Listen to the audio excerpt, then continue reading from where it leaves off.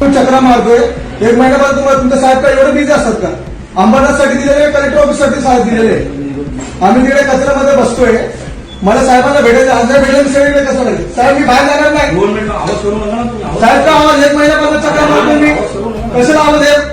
जेव्हा तुम्ही आमचा आवाज दाबला एक महिन्यापासून, मी घाणमध्ये राहतोय. हे काय घाणमध्ये राहतोय?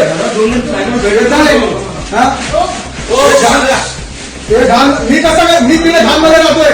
एवढ्या गटाच्या याच्यामध्ये मुख्य अधिकारी भेटत नाहीये, कोण नाही भेटत. हे सगळे घाण दिवसभर राहतोय तिकडे. एक महिन्यापासून चक्कर मारतोय मी. माझ्याकडे पेपर आहे, आठ पत्र दिले मी. तिकडे मी आलेलो कधी 11 तारखेला आलेलो. त्याच्यानंतर आता मध्यंतरी 24 तारखेला आलो. मग परत 16 तारखेला आलो मी. हा एवढं वाचलं तुम्ही राहत नाही. मी कसं काय राहणार? एवढं वाचलं राहणार. तुम्ही काय करत होते? मी शांतपणे आलो. आम्ही कसं काय वेगळं स्वच्छता? तुम्ही कसं काय राहताय? आम्ही तिकडे घाणमध्ये राहतोय का नाही? तुम्ही कसं स्वच्छता नाही राहताय? तुम्ही पण वाचाय का मग? रोज राहतोय कसं? तिकडे ऑलरेडी तिकडे टाकलेलं आहे. तुम्ही लक्ष का दिलेलं? आरोग्याला सांगितलंय, कोण ऐकत नाहीये. पत्र आहे माझ्याकडे, व्हिडिओ पाठवलाय मी, लोकेशन सगळं.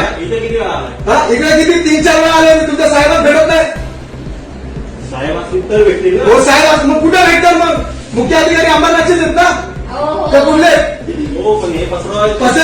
वास आहे का तुम्ही पण? मी वास ऐकतो तिकडे. माझं पत्र आहे, लिगली मी कितीदा आलोय. आरोग्य अधिकाऱ्यांनी लिहिलेला मेसेज आहे माझ्याकडे. सगळे टाळा करतात. आम्ही कसं तिकडे राहायचं का? जाऊ दे ना मॅडम, उघडे त्यांना पण कळू द्या ना. जाऊ दे ना, आम्हाला यांना पण कळू द्या ना काय चाललंय नगरपालिकेत. कळू द्या ना त्यांना पण. एवढ्या घाणमध्ये आम्ही राहायचं.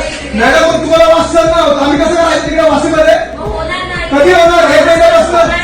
आवाज पण तुम्ही आमचा आवाज दाबताय. आम्ही कधीपर्यंत थांबणार आहे? हा तिकडे असं सगळं चढलं फेकून टाकत मास्क आमच्या घरासमोर. आम्ही येणार झालं नाही का तिकडनं? गेलं